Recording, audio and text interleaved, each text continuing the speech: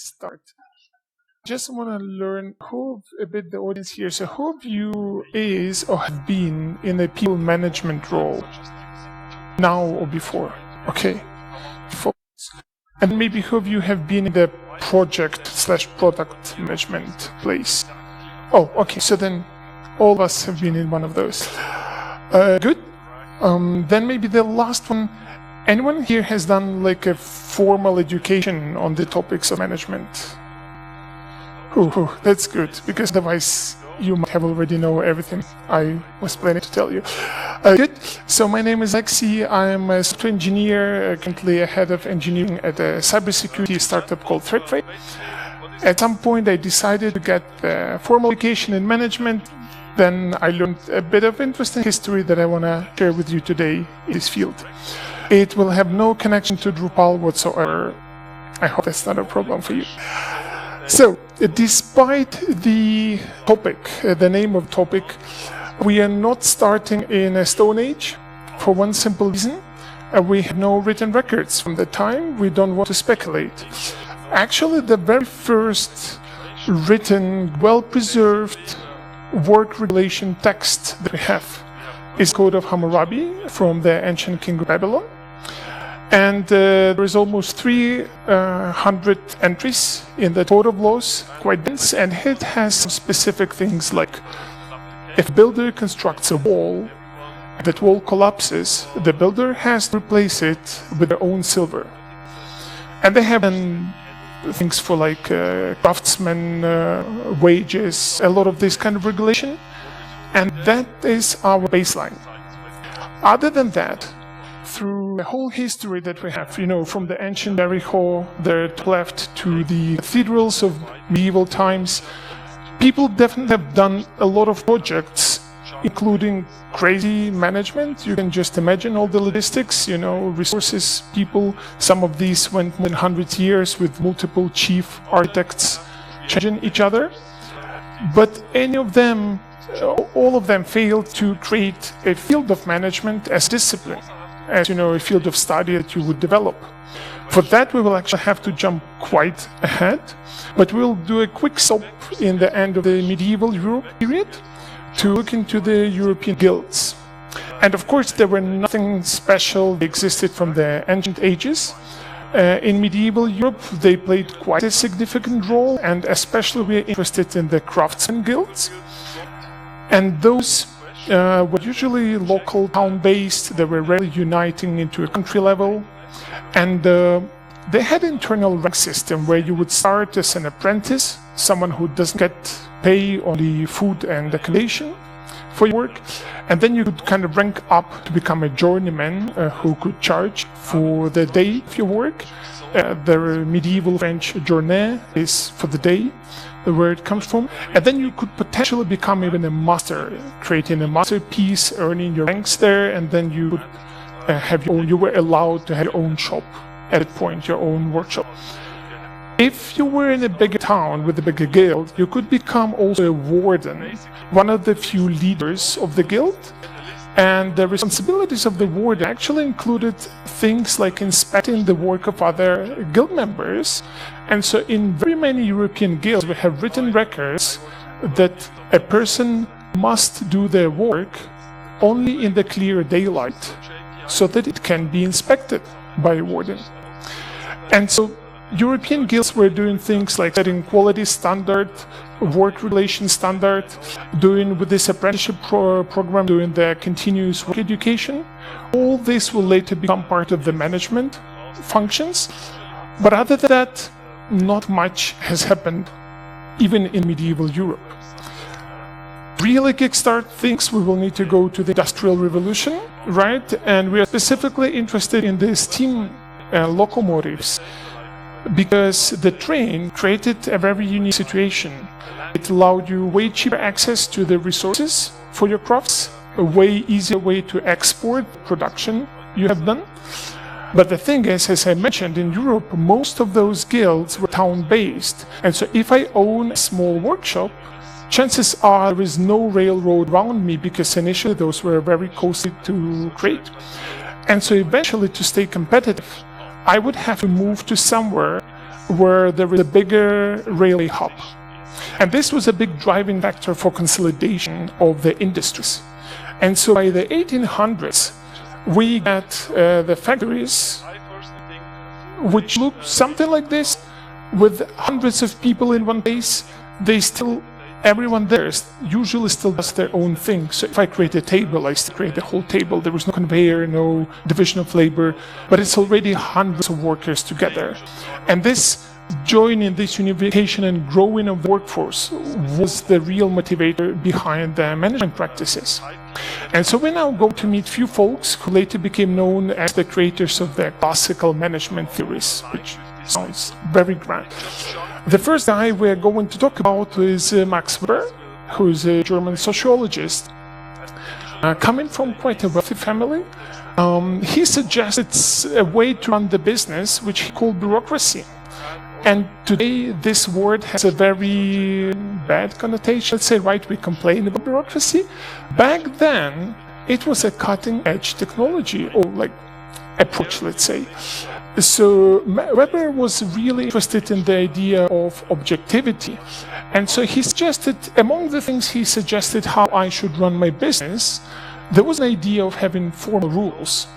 To us today, it sounds very simple, but you have to imagine that in the end, like even middle of 1800s, he's coming from ages of the history where everything is run with the monarchy, with kings and emperors. Well, those always had some rules. The king was always above the rules. Just imagine Henry VIII and how many wives he had at some point. So what Max suggests is that when I create the rules for my business, I should create those that even I'm not allowed to break. So he suggests that the rules go above the king. And back then, it was quite a revolutionary idea. Impersonalization, he told that if there is a couple in business, the husband cannot be a manager of his wife because there will be conflict of interest. Very strange for the times. Formal selection, he was suggesting that when I want to hire someone, I should not hire just someone that I like, or maybe someone who is the same religion as I am, which is a very reasonable idea to do. Instead, I should have formal criteria, and then I should select someone for those criteria. So these things, very trivial today, were very successful back then. As you know, by now, most of the governments run as bureaucracies, or like significant portion of those. Back then, businesses jumped on board also quite quickly, although later they moved off to different styles. And overall, this was one of the really big theories, how should I run my company. Another gentleman, working a bit after Max Weber, looked into the micro details of running your business. We're going to make Frederick Winslow Taylor. He's coming from US, also from quite a wealthy family. He had an interesting upbringing. He was quite a smart guy, got admitted to Harvard at some point, and then he drops out. He was studying law, as his father was, and he started losing eyesight in his early 20s because of all the stress regarding the education. So instead he goes to work on the steel factory, starting from the very, very beginning, working with hands, although being from a quite wealthy family. He gets very quickly promoted to the high ranks, eventually becoming chief engineer on that factory. But while he was working there, he observed a lot of soldiering, which was back then a very popular behavior, where you work as little as possible to avoid punishment. And back then, workers had some reasons for that, so they were really worrying that if they become more productive, then less of the workers are needed to do the same thing. And so some of them will be just fired, some of their colleagues, which would be not nice. Also, they were worried that if they increase their productivity, then at some point they will not get any more money for that. It will be just, price per hour will be reduced, or per item. A lot of times they were paid per item. And so instead, we're really trying to do the minimum. In addition to that, another efficiency was, and those guys would create the whole thing, like the whole table, the whole chair, whatever. And a lot of times they were doing this with different rules of thumb. Usually not actually very good rules. And so Taylor spent some time thinking how to fix all of this, and he came up with the following kind of framework from his side. Create a chain of command so that you have clearly workers and managers, and then taking the work process and splitting it to the smallest steps possible, micro steps if possible. And it was the manager's responsibility to kind of design this new workflow. And then for each small step, it was now so small, we were able to reason about what's the best way to do it. And so it was again manager's responsibility to go and figure out the best way to do each step and then distribute this through the whole workforce. Additionally, Taylor thought that if he just tells the managers to find the best way, it will not be objectively best. And so after spending some time, he decided on 2 metrics for each of the steps: the time, the quicker better, and the motion. The less moves, the better. And himself, Taylor has done some experiments where he was trying to find these best ways, and the very famous and typical one he called them time and motion studies, was the shovel one. So at some point, back then, there was still a lot of places where you have a pile of coal or sand or something, and you need to move it physically from one place to another. Workers would come with their own shovels. Whatever shovel they had at home, they were bringing it to work. Taylor asked a question: is there an optimal shovel which holds the optimum amount of stuff?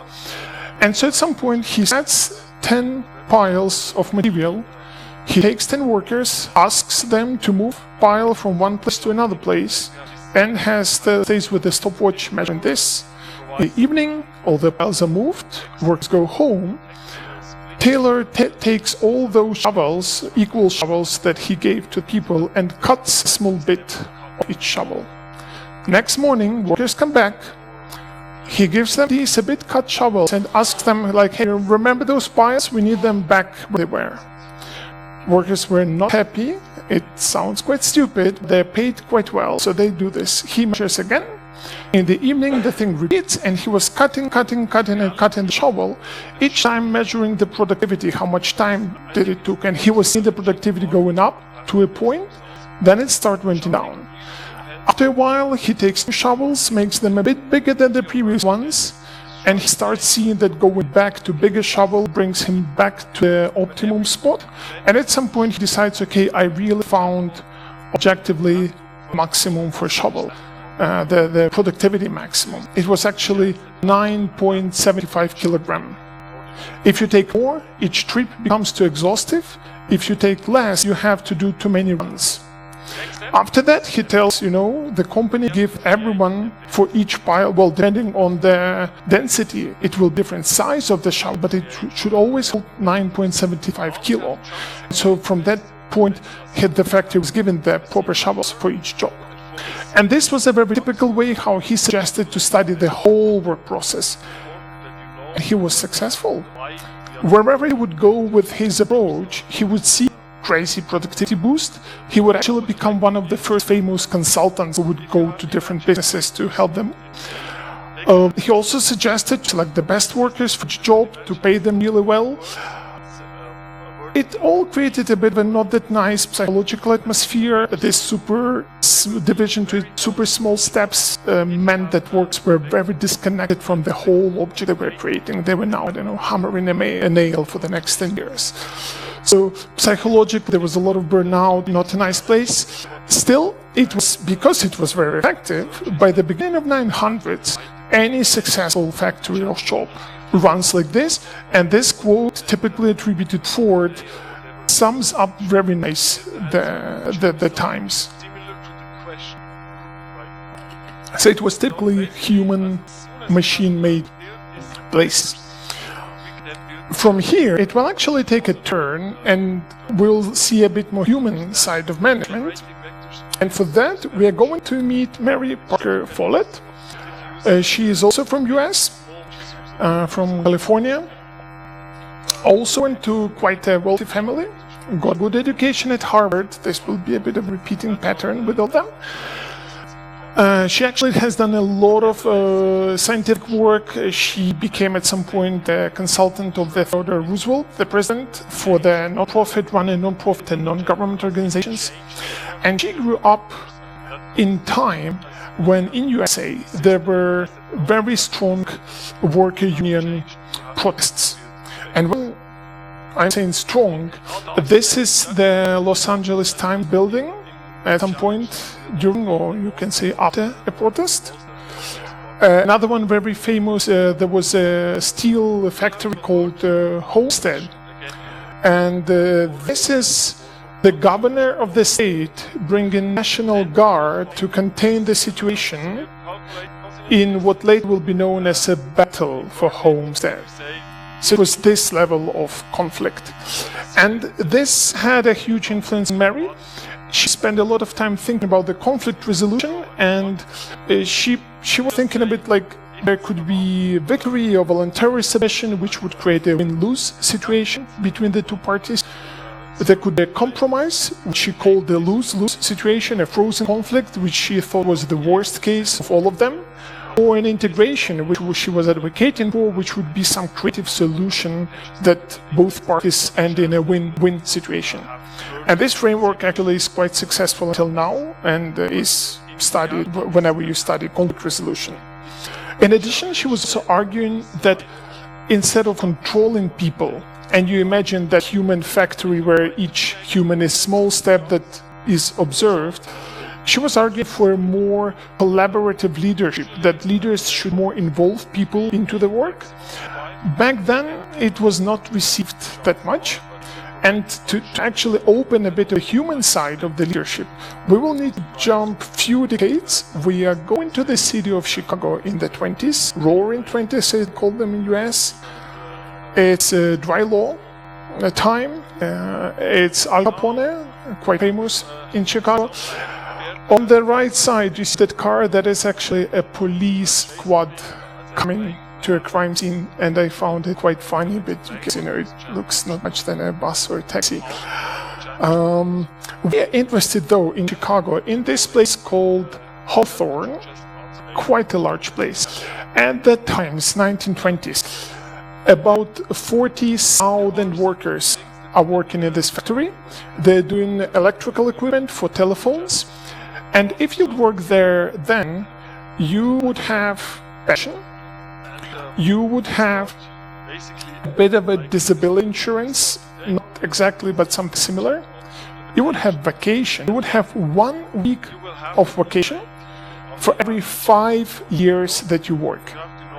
So you think it's funny, it was mind-blowing. It was an amazing place. People really wanted to work there. It was very progressive. And so it was usually mostly women who could tolerate this space doing this electric equipment. And at some point, the National Academy of Science orders on Hawthorne and a few other places to do an experiment to check the effect of the lighting conditions on the productivity of workers, with a very straightforward idea that if you put a better light, the productivity will go up. They come, they put light, they see the productivity go up. They also see that in the control group, the productivity is also going up. And even more confusing, after they remove the installed lighting, the productivity increase stays with the experiment group. No one knew what to do with this. Eventually, the study was called inconclusive and called off. But the Hawthorne factory themselves decided to continue on their own. They invite a professor from Australia, psychology professor George Elton Mayo, to dig into this. He agrees, he comes. He has not studied in Harvard, but in his group there will be many people from Harvard, so the trend actually continues. And they set up this small separate room where they isolate 6 workers, they call them test subjects, and they start in all sorts of experiments. The lighting conditions, different types of schedules, how many breaks you have in a workday, how long are the breaks. They discuss all of this very frequently with the test subjects themselves, and they see a huge increase in productivity, 30%, kind of out of nowhere. they see a big involvement of these women in this experiment. They run this for 5 years, so like a really proper experiment. And by the end of it, Maya concludes that if people are observed, especially by someone who they think wishes them well, their productivity goes up. If people work in a team which has good relations, their productivity goes up. And maybe one of the most kind of groundbreaking, Maya suggests that the mood of the person can influence their productivity. That was a very radical idea 100 years ago. And so Maya moves away from the Taylorism, which was looking at humans as machines. Hawthorne was very happy with this study. They were the first one to put for the whole business an employee interview program, where they would ask random people, hey, how do you like your work? How do you like your boss? And they would see 10 to 30% productivity increase whenever this program went. They were very happy. The idea have not caught on that much yet. To become really industry-wide, we will need to jump another 20 years to the 1950s. So this is post-war, baby boom, rock and roll. The US economy is really up because their industry is kind of the only industry which was not destroyed in the Second World War. What was interesting for us is that during this time, in the typical US home, there was some new appliance coming. The fridge with a freezer, a stove with a timer, automatic washing machine, dry machine, dishwasher, blender, television. All of that came in that one decade into the homes. With television especially, 1950s beginning, less than 5% of homes have a TV. End of the decade, more than 95%. They later will call it the golden age of television. And with all this boom and grow, there's much more jobs now which involve some intellectual work in addition to just physical moving stuff.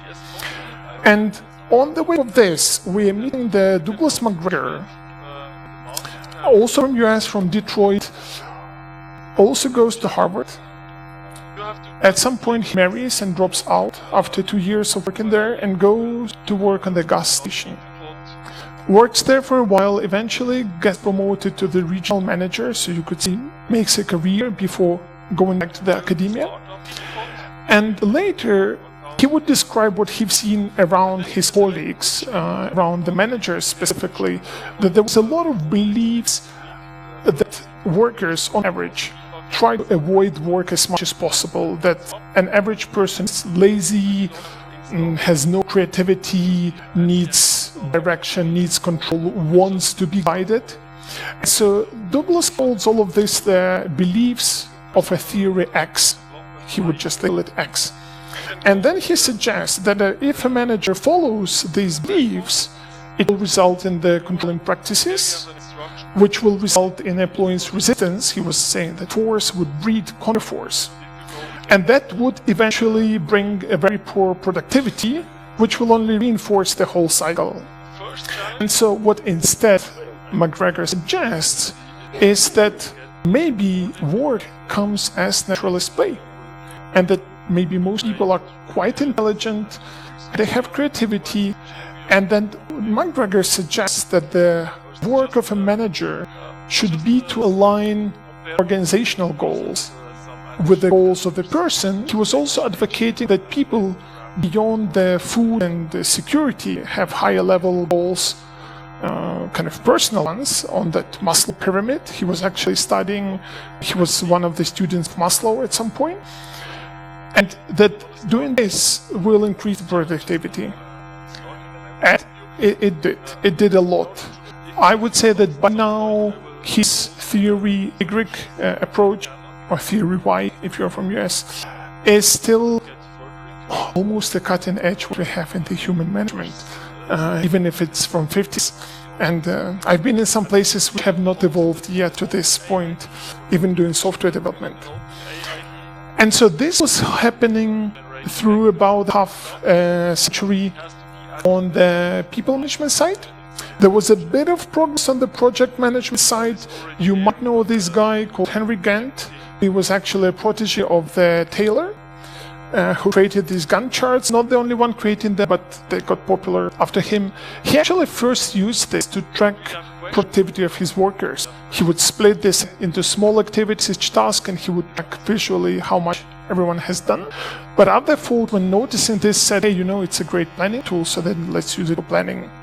Later, they slapped on this a bit of a graph theory. And who heard here about the critical path method? No. Okay, one person. Then I'm going quickly to explain this one. The idea, I just like it because it's graph theory, even if a simple one.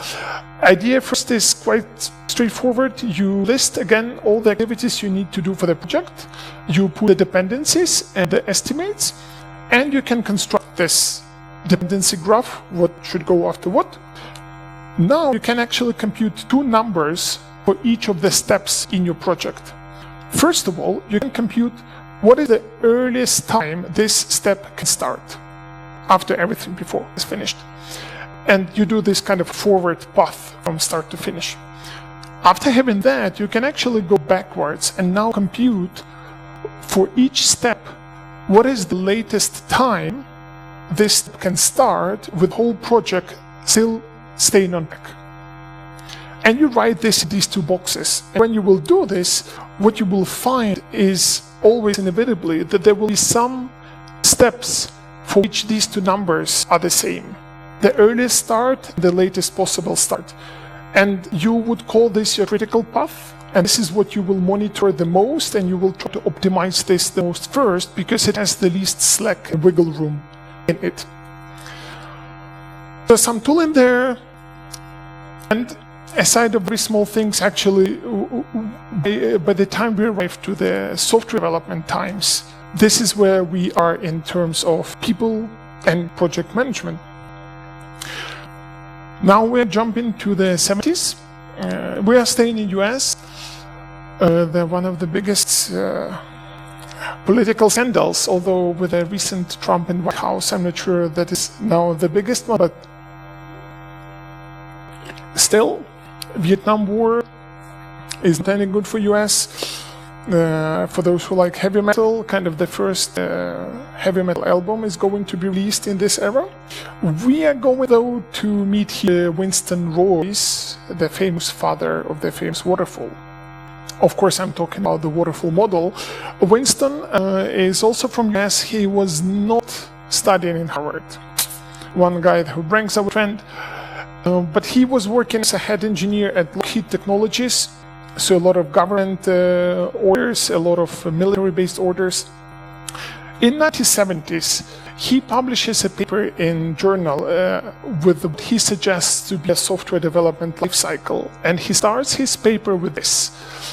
And he says that customers are happy to pay for this because it's very straightforward. And developers are very happy to execute this because it has a lot of sense. But trying to do any big software with this lifecycle is too naive and is just doomed to fail. So instead, he says that we can do an upgraded version, which is the famous first written waterfall picture. What I haven't known myself until I studied more all of this is that the very next sentence after this image reads like this. And that Winston does not suggest anyone to follow this approach. He argues a bit later in the paper that this can put the team in the situation from which it will be very hard to recover. Instead, what he suggests is this. I had to remove his face to fit this one. And just by amount of boxes, you can understand why this idea never caught on in reality. But we need to also imagine a bit what was software development looking back then, because Winston was saying that development and testing were the two most expensive parts of the whole development process. And back then, the software development workstation looked like this. Kind of no Drupal right on this keyboard. And with our typical today's, quick development and testing cycle that we do, good luck doing that when your software solution looks like this. And so there were some very obvious technological limits to what was possible from the management perspective. And this would lead us kind of organically to the Agile times. But before we would jump to the 2000s, actually, if we look more closely to that image of voice, what he suggests, there are two boxes here with the blue arrows. One is about preliminary software review, another one with the testing and usage. Even if it was technologically impossible back then to run frequent iterations, Winston and Roy argues that you should try to make it such that the version of software that you deliver to the clients is a second one. So you should have at least one version before that you can test and get feedback from. So we can say that actually the idea of iterations was already in the 70s. It was just not very prominent technologically. Winston himself actively tries to disconnect himself from the father of Agile, which already caught very close to him back in the 70s. He always said, I have nothing to do with it. With this, we actually come to the 2000s, and I was probably a bit judging the time too quick, but anyway. So by this time, we have huge technological advancements that make coding way cheaper because of the hardware. We have also the World Wide Web, which makes one huge market and makes the commercial software development really feasible. And now time to market, being connected to the customers is really important, so the Agile will caught on this stage. Also, year 2000 catastrophe, if you may remember this one, the clocks changing and not having enough precision to render the new year. Having an Agile in the title, I made this one slide. I guess that all of you are actually familiar day to day with all of the terms. Probably most of you have read the Agile Manifesto. If no, it's a nice read. And initially I was running a bit slow in this presentation, so I decided that we are not going to jump into the history of these things because they will be just more close and familiar to you. Although, if the things like Scrum and Kanban actually come from the Japanese automotive industry, and if you know, I suggest you at some point it's an interesting read to learn a bit about those. One thing that I take from Agile is that's this phrasing was suggested by one of my colleagues at some point, that we are at our dumbest point at the beginning of the project, which means we should delay as much as possible, postpone all the decisions in the future, as we will get more experience while running the project itself. And I typically try to think this about Agile. And this will actually bring us here to today. And then I thought that I'll maybe close for the questions on a quick outlook into the future, how I see it. I think one big problem that we haven't solved in the management is the ability to measure software development. And it's not for the lack of trying. There is DORA, there is SPACE, there are tens, definitely, of frameworks, maybe hundreds. None of this, I think, is really catching everything. They scratch the surface here and there. So maybe it's just industry's young, but there is definitely something to do there. Also, of course, a presentation today without an AI would be, you would not listen at all, right? So, as I'm doing coding day to day, I have existential dread about my job going out day to day. But I think in the near future, we are more probably to see something like this, where each engineer becomes a bit more of a project manager, getting AI underneath, and I don't know if you heard, but recently there were some speculations from OpenAI how much they're going to charge for their new models, which actually can do coding in a very good level. And they're talking about thousands per month, so like up to 10,000 for each agent per month, which is quite a lot, I would say. It's more than many people earn per month. And so but they're actually quite costly. The why we can get them for $20 per month right now is only because they try to grab the market. And so as soon as that stabilizes in a few years, I think I will have to be quite intentional in what I run the models for, because they will be quite expensive to run. And so having an engineer using the AI as a worker would make a lot of sense to be able to precisely say what to tell. Long term, I don't know, praise the AI overlords in a good case. And that's it. Actually, thank you for listening. Yeah.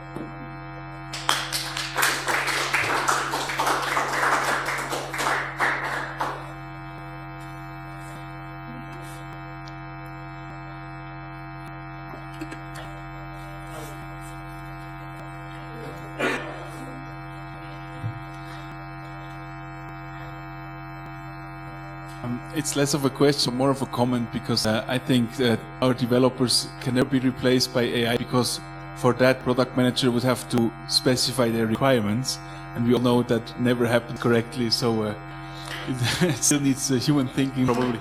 No, yeah, true, absolutely. And I think engineers, actually, if they have time and desire, can do a way better job at this, and that's why I think they will actually feel this niche way better, while the PM will become way more connecting this a leader who kind of organizes and connects the different branches. Yeah, definitely. And I think the tickets, the Jira ticket will be empty as usual. Thanks for the presentation, very interesting. I don't know if my question makes any sense, but just want to tell that I worked for a very cool company. They were also injecting you in these leadership programs, so you had to take this one-day course where they were, providing you with principles like active listening, thirst for feedback, drive for alignment. It were all nice, indeed. And then there was also this principle, because everybody was expected to be owner of the solution they're working with. Best idea wins. Okay, but in the end I could see, if you have any practical, I didn't really see a very, because it's a vague concept. How do you define a best idea? Okay, you share the pros and cons, and then maybe, I don't know, I never really understood how it could be clearly democratically, let's say, because in the end it was always someone coming from top and saying that's the best idea. This is something that still remain a question mark for me. Yeah, I think one thing is, going back to Taylor, if there's a formal definition of best, in that case, maybe it's the quickest because we need to get very soon the prototype out, or it has to involve the most departments because we have to get buy-in from many different high-level leadership. But outside that, I think it's all about building a cohesive team, and if that is there, then they can talk kind of between themselves and agree. If not, there will be always this power struggle between different people who don't like each other, have their own agendas, and then it's only having like a top tech lead or manager who will just say this or that, but then there is no democratic process really that much. There is still a bit of a room to listen, at least for all ideas, because I actually had one person complaining that the head of engineering would gather ideas and then will always implement their own idea, had a lengthy discussion why theirs is the best, and after a year of doing that, my friend just left the place saying, there is nothing there that I can contribute more than typing. So there is a bit of room still, but yeah. I have another question. You haven't talked about this more organic organizational structures like sociocracy or holacracy. Can you speak about it and how it can What was the relate? first one again? Sociocracy. I'm not sure if you're familiar with this. Not kind that of much. model. Yeah. Okay. But maybe you can expand it. Basically the idea is that the classic hierarchy, power hierarchy, is a bad leadership model because we live in a VUCA world which is changing all the time, very volatile. So it's kind of the idea that the structure of the organization is organic and can change over time in an evolutionary way, less with like you have manager who's promoting somebody within the hierarchy. So it's more like there's still a hierarchy in a sense that you have have an engineer that is very good with front-end development and he's kind of the leader in that sense, but he's not the leader in a classical hierarchy. So it's like a kind of an organic way, I cannot summarize it in like 2 minutes, but it's like more organic approach and more fluid approach how you structure it. Yeah, that's the case. Well, so one thing that I threw out initially from the presentation was there are a set of theories, again, more about large organizations, which talk, one of them was suggesting that you put strong silos in your organization, vertical ones, and then another one suggesting that you should actually realize that your company lives in a bigger world, and so there's outside influences that you have to take care of.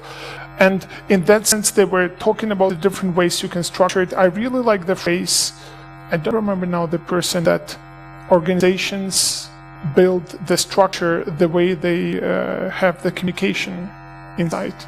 So whatever is your communication pattern, the same structure you're going to build inevitably.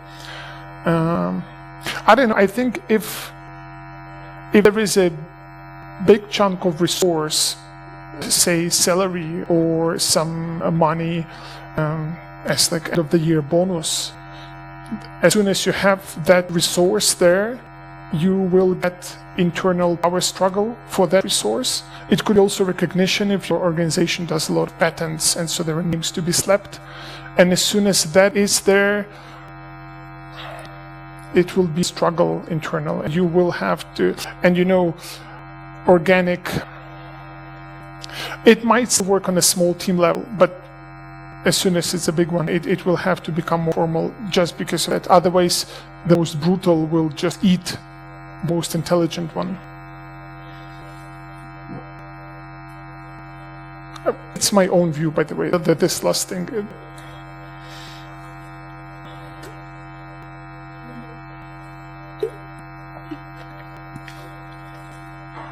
So thank you very much.